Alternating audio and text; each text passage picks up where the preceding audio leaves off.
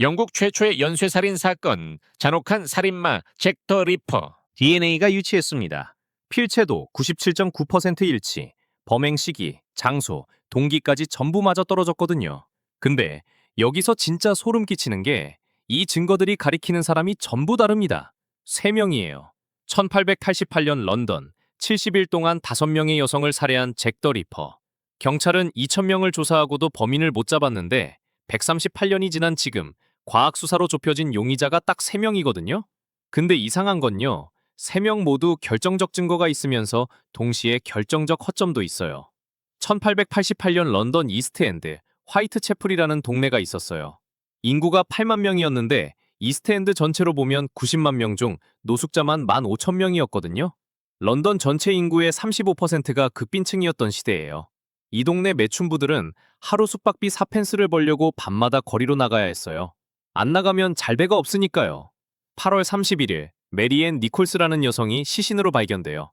목이 귀에서 귀까지 깊게 잘려 있었죠. 경동맥이 완전히 끊어져 있었어요. 경찰은 처음엔 그냥 강도살인이라고 생각했어요.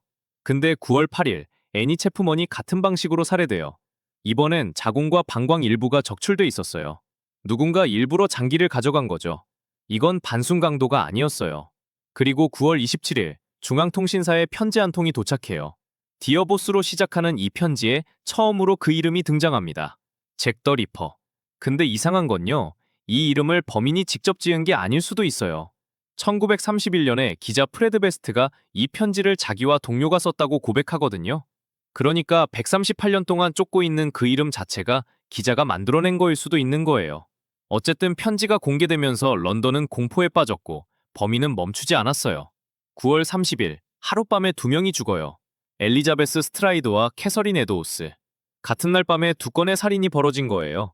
캐서린 에도우스는 코가 잘리고 눈꺼풀과 뺨이 깊게 절개되고 자궁과 신장 대부분이 적출된 채 발견됐어요. 사실 10월에는 더 끔찍한 편지도 왔어요. 화이트채플 경계위원회 위원장한테 인간 신장 반쪽이 편지와 함께 배달된 거예요. 런던 전체가 공포에 휩싸였죠. 그리고 11월 9일 마지막 피해자 메리제인 켈리. 5명 중 가장 끔찍했어요. 범인이 약 2시간에 걸쳐 시신을 훼손한 것으로 추정되는데 얼굴이 형체를 알아볼 수 없을 정도였거든요. 8월 31일부터 11월 9일까지 딱 70일이었어요. 5명이 죽고 범인은 자취를 감춰버렸죠. 빅토리아 여왕이 직접 범인 검거를 명령했어요.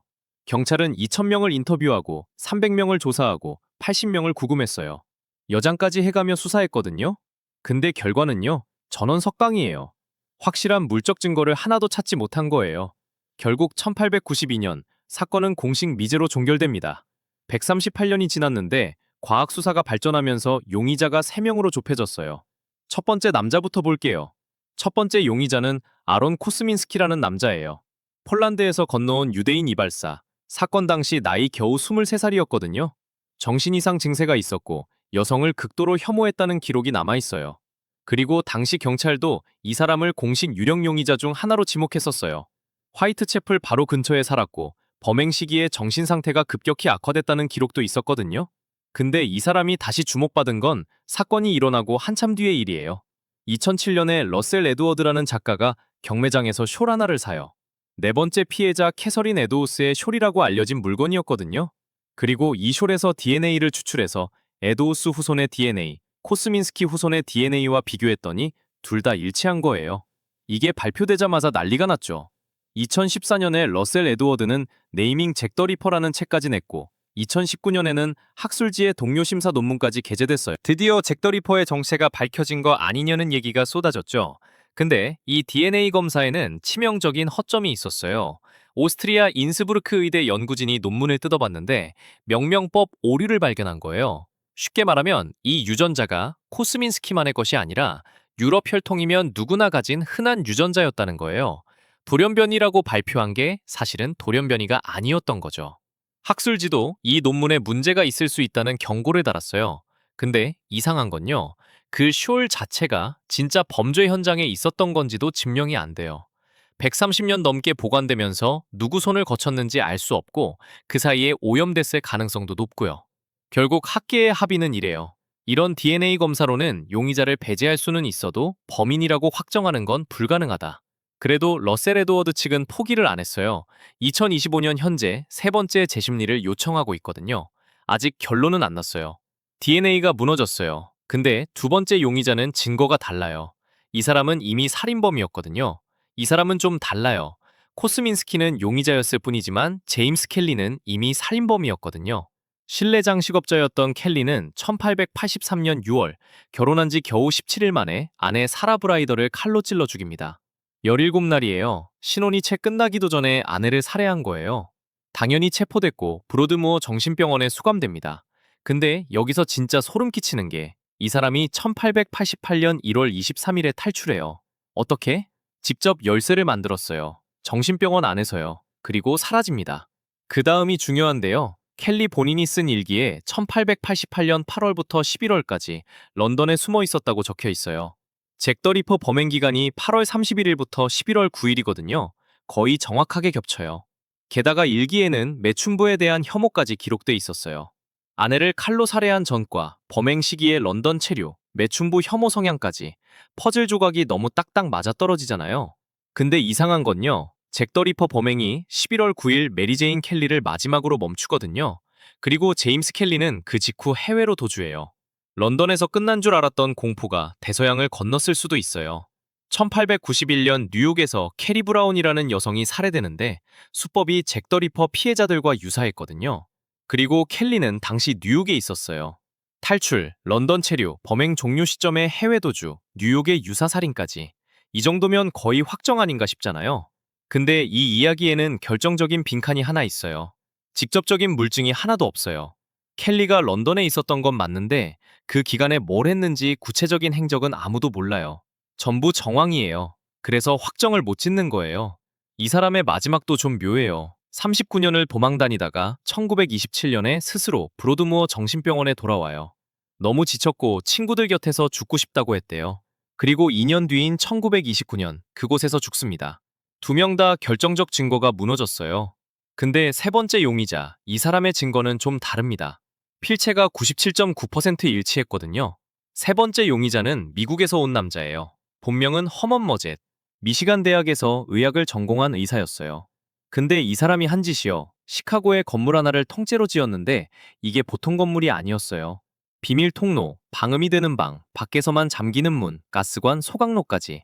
나중에 사람들이 이 건물을 살인성이라고 불렀거든요. 홈즈는 체포된 뒤 27명을 살해했다고 자백했어요. 근데 그중 일부는 살아있는 게 확인됐고 실제로 재판에서 유죄 판결을 받은 건 딱 한 명 살해건이었어요.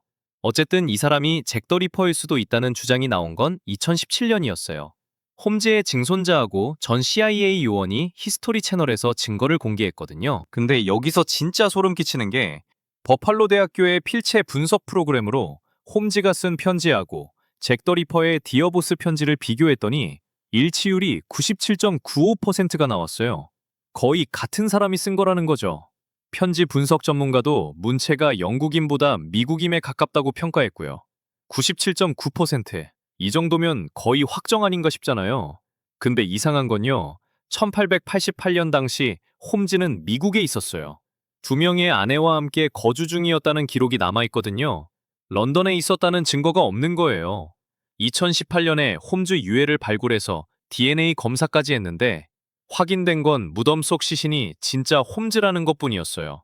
잭 더 리퍼와의 연관성은 아무것도 나오지 않았고요. 그리고 여기서 진짜 무서운 반전이 하나 더 있어요. 그 97.9% 일치율을 뽑아낸 디어보스 편지 있잖아요. 1931년에 기자 프레드 베스트가 그 편지를 자기와 동료가 썼다고 고백했거든요. 편지 자체가 가짜였을 수 있는 거예요.